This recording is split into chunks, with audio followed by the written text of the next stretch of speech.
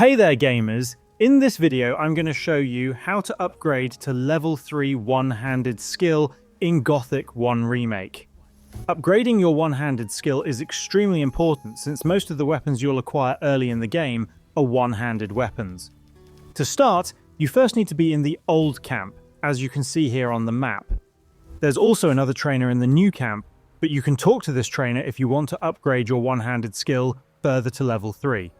Stand in front of Thoris, then turn left and follow this path.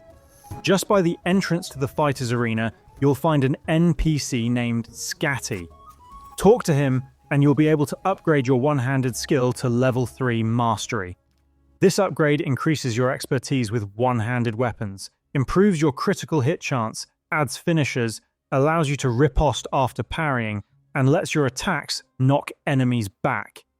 And that's how to upgrade to level 3 one-handed skill in Gothic 1 Remake. Please do drop a like and subscribe, it really helps the channel grow, and I'll see you in the next tutorial. Thank you so much for watching.